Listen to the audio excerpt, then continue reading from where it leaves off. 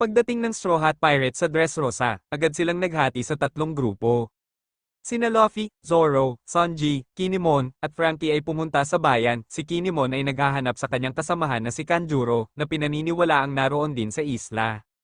Samantala, sina Nami, Chopper, Brook, at Momonosuke ay naiwan sa Thousand Sunny para magbantay, habang sina Law, Usopp, at Robin naman ay pumunta upang ihatid si Caesar Clown. Pagdating ng grupo ni Luffy sa bayan, napunta sila sa isang kainan kung saan nakita nila ang isang matandang bulag na lalaki na nagngangalang Isho, na abala sa pagsusugal.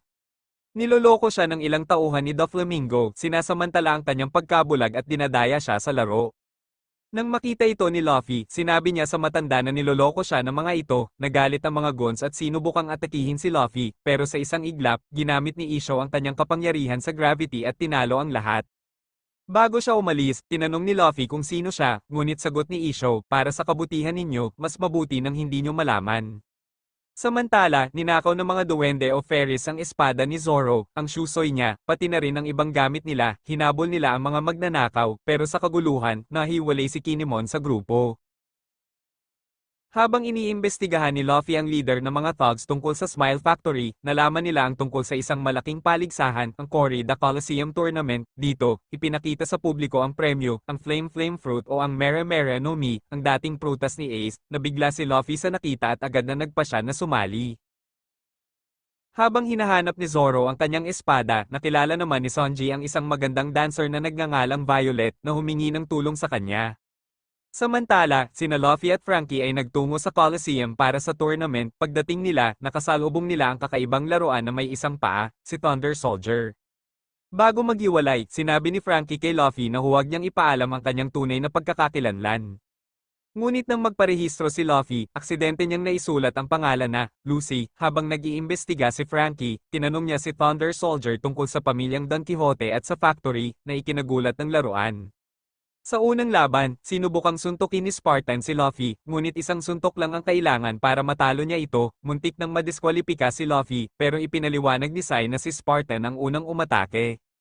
Kasunod nito, ipinakilala si Cavendish, isang gwapo at sikat na pirata na dating kilala sa buong mundo. Ipinaliwanag niya kay Luffy ang mga patakaran sa Coliseum at ang kasikatan ng Bloodsport, ngunit ibinunyag din niya ang kanyang hangarin, patayin ang lahat ng miyembro ng Worst Generation, kabilang si Luffy, dahil sa kanila raw nawala ang kanyang kasikatan 2 taon na ang nakalipas. Habang namamangha si Luffy sa malaking estatwa ng mandirigma, lumapit sa kanya si Rebecca, isang gladiator. Ikinwento niya ang alamat ni Kairos, ang mandirigmang hindi kailanman natalo at biglang nawala 20 taon na ang nakalipas. Ipinahayag ng announcer na tapos na ang laban sa Block A, at ang kampiyon ay si Jesus Burgess, kapitan ng unang barko ng Blackbeard Pirates. Sa kabilang banda, dinala ni Thunder Soldier si Frankie sa isang pribadong lugar para pag-usapan ang isang lihim na misyon. Habang napapansin ng mga marine na marami ang sumasali sa paligsahan, ibinunyag na ang bulag na lalaki kanina ay walang iba kundi si Admiral Fujitora. Sa parehong oras, nakasalubong ni Luffy si Bellamy Dahina, samantala, sina Law, Usopp, at Robin na may hawak kay Caesar ay nagtungo sa Green Beat. Nagtaka si Law kung bakit kalmado pa rin ang mga mamamayan kahit nagbitiw na raw si Doflamingo bilang isang hari. Laking gulat nila nang makita ang mga ahente ng Cypher Pol Zero, CP0, mas delikado pa kaysa sa CP9. Sa Coliseum, nang pumasok si Bartolomeo, inasar siya ng mga manunood. Bilang ganti, nagtapon siya ng pekeng bomba sa mga stands. Ikinwento naman ni Cavendish kay Luffy na gusto niyang makasama sa laban ng ilan sa Worst Generation para mapatay niya ang mga ito. Habang nagaganap ang laban, sunod-sunod na tinalo ni Bellamy ang mga kalaban, kaya nagkaisa ang ilang mandirigma para protektahan si King Elas Abelio II. Lumapit kay Luffy si Chin Chow na biglang nagtanong tungkol kay Garp at doon nadulas siya at nasabi ang tunay na pagkakakilanlan ni Luffy bilang Straw Hat. Galit na galit si Chin Chow at sinubukang atakihin si Luffy gamit ang kanyang headbutt habang sinusubukan ni Luffy na ipaliwanag na siya talaga ay si Lucy. Mabuti na lang at dumating ang mga apo ni Chin Chow kaya napigilan ang kaguluhan. Sinabi nila na dahil kabilang si Luffy sa Block C, maaari nila itong labanan sa ring ng walang parusa. Sa sumunod na laban, 30 mandirigma na lang ang natira. Natalo si Lepanto ng dating mga bounty hunter na sina Abdullah at G, ngunit tinalo rin sila ni Bellamy. Samantala, ikinagulat ng lahat nang biglang umihi si Bartolomeo sa arena, kaya inatake siya ni Hack, ang isdang tao, ngunit nabasag ang braso nito nang hindi man lang nataman si Bartolomeo. Ipinakita niya ang lakas ng kanyang Bari-Bari no Mi, barrier fruit na nagbibigay sa kanya ng impenetrable na harang. Sa gitna ng laban, ginamit ni King Elias Abelio II ang kanyang makapangyarihang suntok at lumindol ang buong ring, nang humupa ang usok, si Bartolomeo lang ang nakatayo at itinanghal na kampiyon ng Block B. Sa kabilang banda, ipinaliwanag ni Thunder Soldier kay Frankie na isa rin siyang kasapi ng planong sirain ang Smile Factory. Hiningi niya ang tulong ni Frankie para iligtas ang isang bihag at ikinwento rin ang kasaysayan ng Dressrosa. Paglabas ni Luffy sa Coliseum, nakita niya si Bellamy na sugatan. Tinawag siya nitong Straw Hat at narinig ito ni Bartolomeo na labis na nabigla. Samantala, habang papunta sina Law sa Green Beat, inatake sila ng mga fighting fish, ngunit ligtas silang nakarating, narinig nila ang kakaibang boses mula sa tulay at nadiskubreng napakalawak at lunti ang kagubatan ng Green Beat. Sa kabilang bayan, magkasama sina Sanji at Violet. Matapos labanan ni Sanji ang ilang goons, nagkaroon sila ng sandaling malapit sa isa't isa. Ngunit niloko pala siya ni Violet, ikanadina niya si Sanji at ibinunyag na alam niya ang kanyang pagkakakilanlan bilang Blackleg Sanji, isa sa Straw Hats. Pagdating ni Law, Robin, at Usopp sa Green Beat, nakita nila ang isang barkong pandagat na bumagsak. Habang naghihintay ng palitan kay Caesar, nagsimula sina Robin at Usopp mag-imbestiga. Nakita nila ang mga sundalo ng Marine na inaatake ng mga di nakikitang nilalang. Ginamit ni Robin ang kanyang kapangyarihan at nahuli ang mga ito, mga duwende pala. Samantala, nahuli ni Zoro ang nagnakaw ng kanyang espada, isang duwendeng nagngangalang Wika. Napilay ito at nakiusap kay Zoro na dalhin siya sa flower field para magulat, na plano raw ng Don Quixote family na atakihin ang Straw Hat Ship. Si Sanji naman, matapos talunin ni Violet ay ginamit niya ang kanyang Glare Fruit para silipin ang isip ni Sanji at alamin ang totoo, ngunit nabigla siya sa nakita, puno ng kabaitan at malasakit. Sinabi ni Sanji na hindi niya kailanman pinagdudahan ang kanyang mga luha, at dahil dito, natauhan si Violet at pinigilan ng mga kasamahan niyang patayin siya. Ibinunyag niya kay Sanji ang malaking kasinungalingan, hindi talaga nagbitiw si Doflamingo bilang warlord. Sa Coliseum, nagsimula ang Block C Battle Royale at abala si Luffy sa laban habang pilit itinatago ang kanyang totoong lakas. Sa kabilang banda, sina Law, Fujitora, at Doflamingo ay nagsagupaan at ipinakita ni Fujitora ang kanyang lakas sa pamamagitan ng pagtawag ng meteor mula sa langit. Habang lumalaban si Luffy sa Coliseum, nagkita muli sina Sanji at Kinemon, at sa labas, nagmamasid ang mga Marines na nakahanda para arestuhin ang mga kriminal na lalabas. Ngunit napansin nilang walang kahit isang natalo ang lumalabas mula sa Coliseum, isang bagay na ikinagulat maging ni Vice Admiral Bastille. Sa kabilang banda, ipinaliwanag ni Thunder Soldier ang nangyari 10 taon na ang nakalipas ng sakupin ni Doflamingo ang Dressrosa. Ipinatupad nito ang mahigpit na paghihiwalay ng mga tao at mga laruan tuwing gabi. Doon rin niya ibinunyag ang nakakagulat na katotohanan, lahat ng laruan sa isla ay dating mga tao, ngunit nakalimutan na sila ng kanilang mga mahal sa buhay dahil sa kapangyarihan ng isang gumagamit ng Devil Fruit.